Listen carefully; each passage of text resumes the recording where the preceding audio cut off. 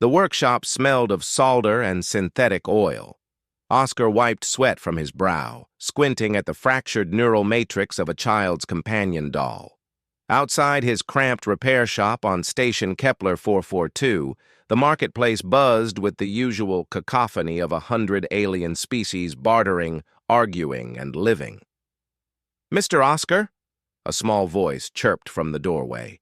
He looked up to find a Xanthari child, her iridescent scales catching the harsh station lighting. She clutched a broken hover toy, its anti-grav emitters clearly fried. "Come in, Scylla," Oscar said, setting down his tools. "Let's see what we can do." This was his routine. Every day, children from across the station brought him their broken treasures. He never charged a single credit. The adult vendors thought him mad, a human wasting technical expertise on charity.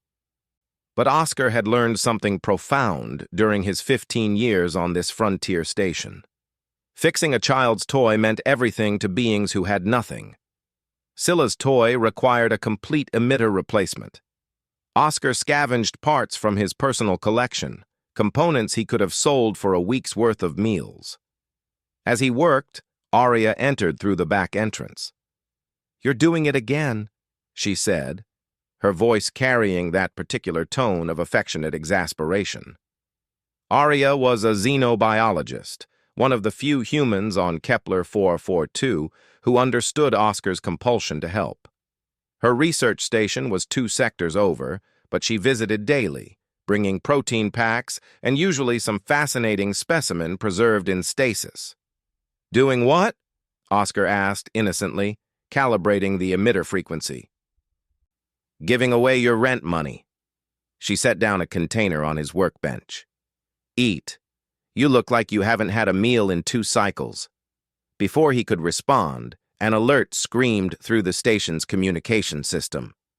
Oscar's neural implant translated the emergency broadcast. "Unknown biological contamination detected in Cargo Bay 7. All personnel maintain quarantine protocols." Arya's expression shifted instantly to professional concern. "That's near the xenozoology import sector." Within minutes, station security had cordoned off 3 entire decks. Oscar and Arya found themselves among the hundreds trapped in their sector, emergency bulkheads sealed tight. The official communication was sparse. Something had escaped from a research shipment, something classified, something dangerous. Oscar spent the lockdown doing what he did best, repairing broken items for frightened children while their parents scrambled for information. But on the 3rd day of quarantine, something extraordinary happened. A scratching sound came from the ventilation shaft above his workshop. Oscar grabbed a plasma torch, preparing for the worst. Instead, tiny reptilian creatures tumbled out, no larger than his hand, covered in scales that shimmered with bioluminescent patterns. Dragons, or close enough to Earth's mythological description that Oscar's mind supplied the word automatically. There were 6 of them, and they huddled together, clearly terrified.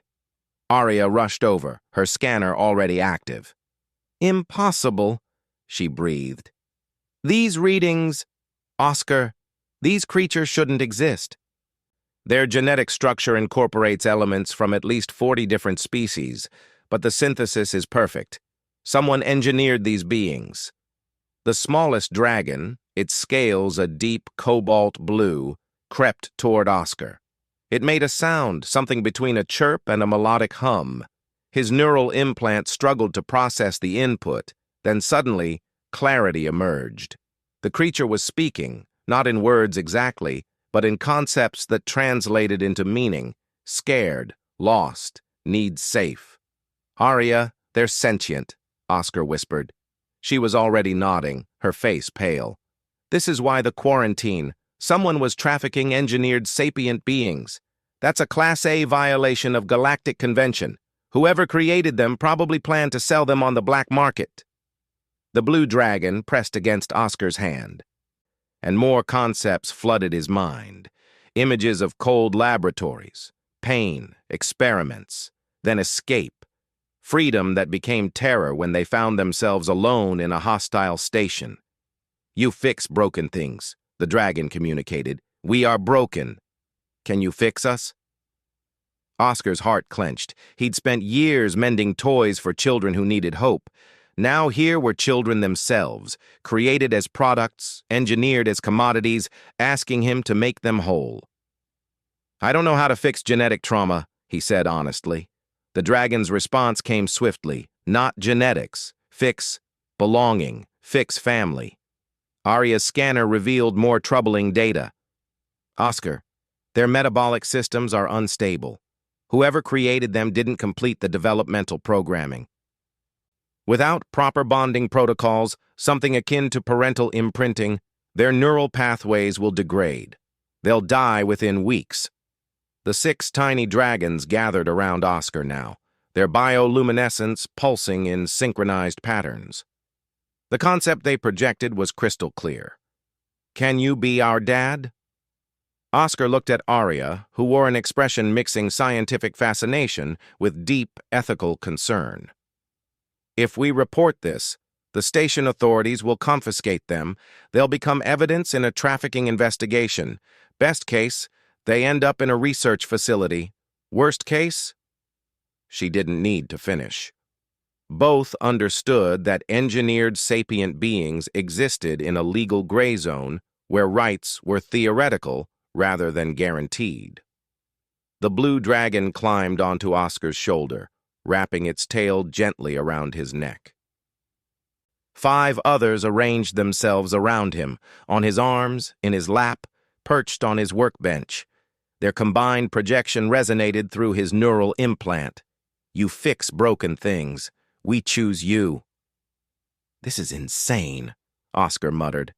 But his hands were already moving, carefully examining each dragon, noting their unique scale patterns, the subtle variations in their bioluminescence. "I fix toys. I'm not qualified to be anyone's father." "You fix hearts," the blue dragon corrected.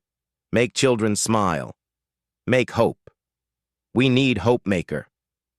Arya pulled up her scanner data, her scientific mind already working through problems. "Their bonding window is approximately 48 hours. After that, the neural pathways will set permanently.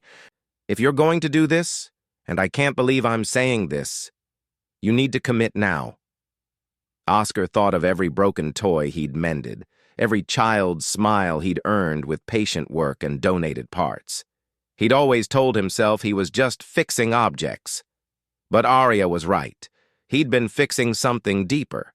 The small heartbreaks of childhood, the disappointments that came from living on a frontier station where everything was scarce. These tiny dragons represented the ultimate broken toy, except they were alive, sentient, and asking for something he'd never given before. Not just his skill, but his commitment. His family. "All right," he said quietly. "All right. I'm your dad." The dragon's bioluminescence exploded in joy, patterns dancing across their scales like living fireworks. Their collective projection filled Oscar's mind with warmth. "Dad. Our dad. Fix us. Make us whole." Arya smiled despite the impossible complexity ahead. "Well, Dad, we should probably figure out how to keep your children fed and hidden while I forge adoption documentation that will satisfy at least 17 different legal jurisdictions." Oscar laughed, a sound mixing terror and joy. Outside his small workshop, the station continued its chaotic existence, but inside something precious had been mended. Not a toy, but 6 small souls who'd chosen the man who fixed broken things for free. The blue dragon nuzzled against his cheek, projecting one final concept. "You were already hero. Now you are family. You